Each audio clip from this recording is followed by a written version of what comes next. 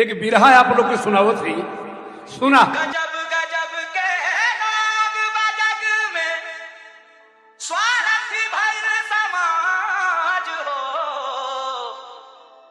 दुख में कहाँ बा केहू संगतिया, ई दुनिया में आज हो।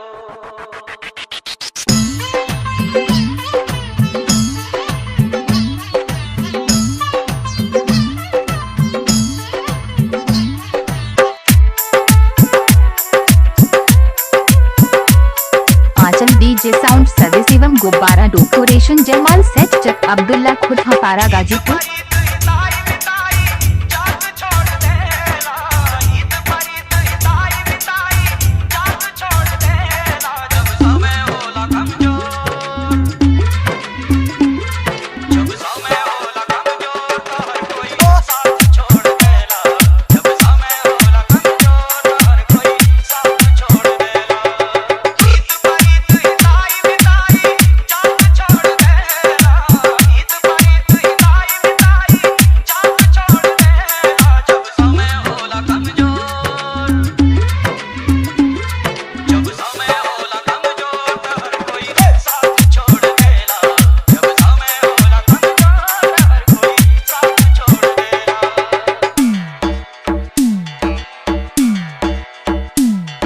आंचल डीजे साउंड सर्विस एवं गुब्बारा डेकोरेशन जयमाल सेट चक अब्दुल्ला खुद हपारा गाजीपुर।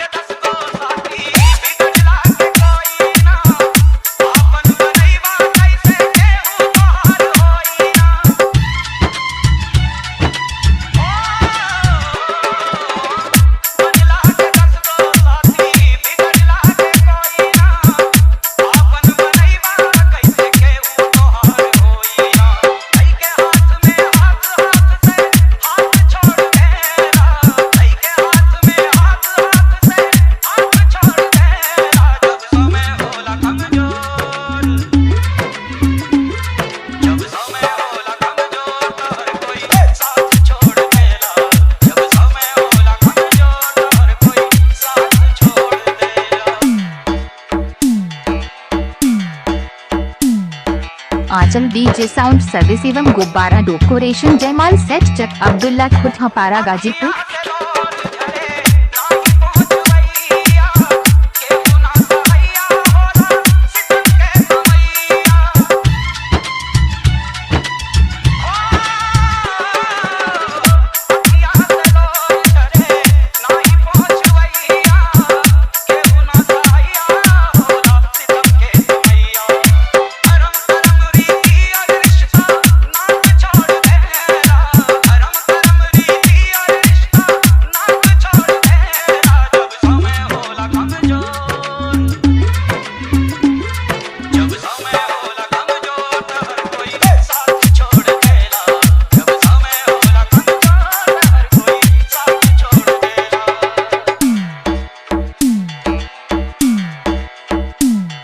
आंचल डीजे साउंड सर्विस एवं गुब्बारा डेकोरेशन जयमाल सेट चक अब्दुल्ला खुद हपारा गाजीपुर।